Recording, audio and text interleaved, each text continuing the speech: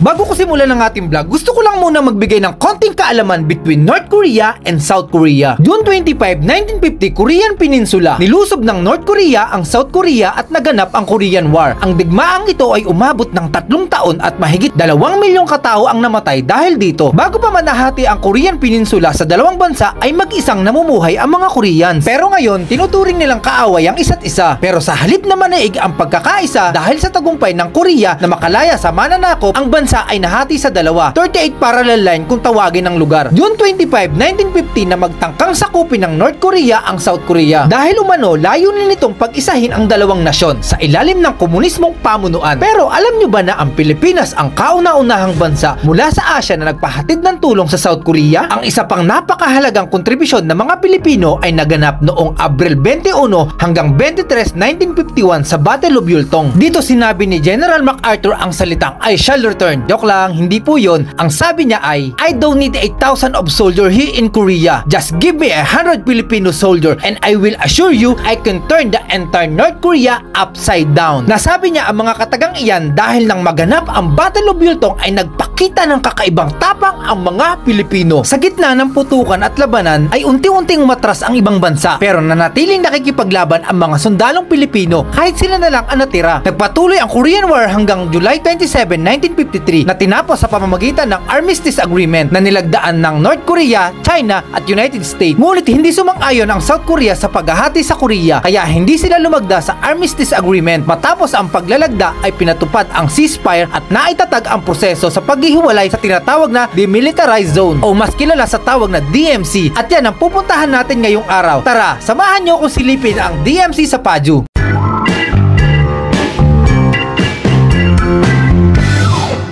Yo, what's up? It's me again, Royce the Vlogger ng South Korea. For today's vlog guys, nandito nga pala ako sa Baguio para puntahan ang boundary ng North Korea at South Korea. So, 8 taon bago ako nakapunta rito. Ito yung pinakaunang pagkakataon na umapak ako sa Baguio. So, kasama natin ang Team Gyeonggi-do. Okay, doon na tayo mag-vlog. Peace! Taxi na tayo. Kaya tayo. So ayun guys, nandito na kami sa observatory. So ito na pala siya. Ayun ba yung mga ginamit nila pandigma? Ayun oh, puntahan natin yung jet plane. So ito na yung boundary ng North at South Korea. Pupunta tayo dun sa pinakatuktok para makita natin yung North Korea. So ano lang ata yun mga peking bahay-bahay para magmukha lang sila may mga bahay talaga. Nakadji ka na? Ano tol, sasakay ka dyan? Oo. Kung ganito kayo magagamitin natin papuntang Pilipinas, siguro mga 1 hour lang Kasi 4 na oras ang biyahe Korea hanggang Pilipinas. So kapag jet plane ang ginamit mo, baka mga 30 minutes lang. Ganda! Ganda! Hindi, ganito kasi yan, kapag ka-vlogger ka kasi, kahit hindi naman maganda yung lugar, kailangan sasabihin mo, wow, ang ganda! Tayo na guys, ang ganda dito, ang lawak Kahit hindi naman. Kailangan kakain ka ng masarap na pagkain. Sarap, sarap! Kahit hindi naman. Dito maganda rito. Wow! Ang ganda! Ay, ito ang ginawa. Ganda guys! Sobrang init. Ano bang ngayon? Degree ngayon? 29? 29? Mga ganda. Grabe, mas mainit dito kaysa sa Pilipinas. So ayun, magka-cable car tayo doon Tara, cable car. So, pupunta tayo doon guys sa cable car kung nakikita niyo yun. Doon tayo sasakay. Tapos sa taas doon, yun na yung North Korea. Tama ba? Doon sa kabilang bundok. Ayan, sa kabilang bundok. So, tatawirin natin yun. Oo. Ang ganda! Ang ganda! So, ayan guys, ito yung security pledge nila. Binasa ko na kanina. So, uulitin lang natin. So, may mga area dun sa pupuntahan natin na hindi tayo pwedeng mag-vlog, mag-picture. Kasi, parang privacy or parang kailangan natin ng permission. So, hindi na natin kailangan yan. Titingnan lang naman natin para makita natin kung anong mayroon ba talaga dun. So, yun lang. Kailangan basahin nyo to bago kayo pumasok doon para mamaya ikulong kayo dito. Bahala kayo dyan.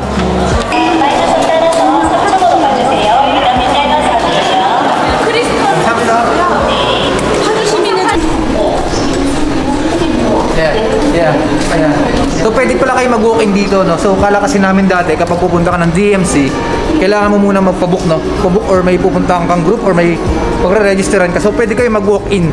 Tinanong ko kung pwedeng mag-vlog dun sa cable car, pwede naman daw. So grabe, ang ganda.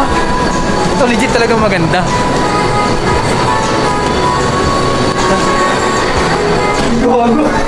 Ang ganda! Cheers! Hoy! So ano guys, ang dadaya ng mga taga-Baguio Kasi pagka taga-Baguio ka, 7,000 lang isang tao. So kapag hindi ka taga-Baguio or taga-Ansan ka, 14,000. So nagbayad tayo ng almost 28,000 won. May discount na mga taga-Baguio pag pumunta kayo dito. Gogi! Ganda ba? Oh, ganda! Ang ganda! Ayun guys, oh! Ayun na, North Korea yun, oh! Ayun guys, oh, North Korea. Nakikita nyo ba? Nakikita nyo? Video natin. Nakikita nyo ba?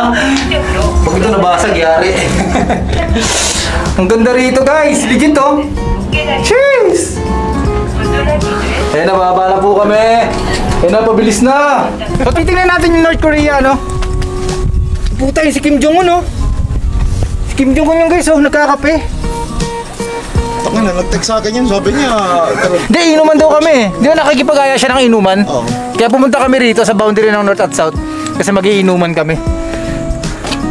Tara, ang init, di ko kaya. So, yun po ayan. Aakit kami sa bundok. Ang problema, hindi namin alam kung saan kami pupunta kasi kaliwa kanan. So, ang gagawin natin, mini, mini mo. So, mini, mini mo. Babalik sa dating kampo. O, doon tayo. Ang pagod. Tangan ng tarik. may technique kasi yan, tol, pag-akit ka. Paano? Ganito. Pag ganito, patalikod. O nga, no? Mas relax siya. Mas maganda siguro pagapang eh. Pagod. Ang tarik. So ayun guys, andito na tayo sa boundary ng North and South Korea. So ito nga yung napapanood ko nun sa mga Korean movie, yung mga tumatakas sila sa North kasi hindi na nila kaya pamamalakad ng North Korea. So ito yun. Tara. Ito guys, ito.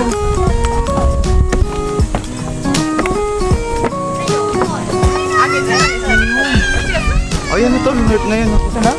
Ito na yun? Ay, hindi. Tayo galing. Yan tayo galing. Doon, sa kabila. Ito yun, oh. Ayan, oh, yung pagtawid na yun. Yun. Kasi doon tayo nang galing eh. So dito yan. Oo. Ito yung river nila, oh. So mamaya pupuntahan pa natin ng mas malapit. So tingnan muna lang natin dito. Then gagamitan natin siya ng camera na malapitan.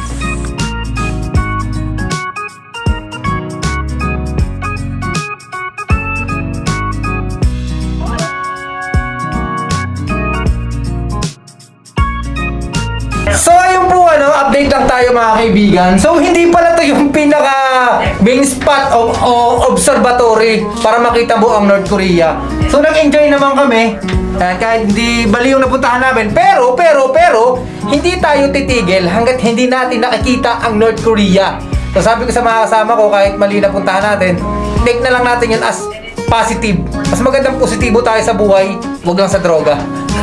So pupuntahan namin, malapit lang naman daw. After namin dito sa cable car, sasakay kami ng taxi at yun na nga.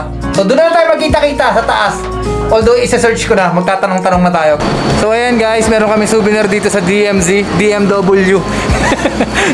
Di pa i-bed worker. So ayun, sakay na tayo ng taxi.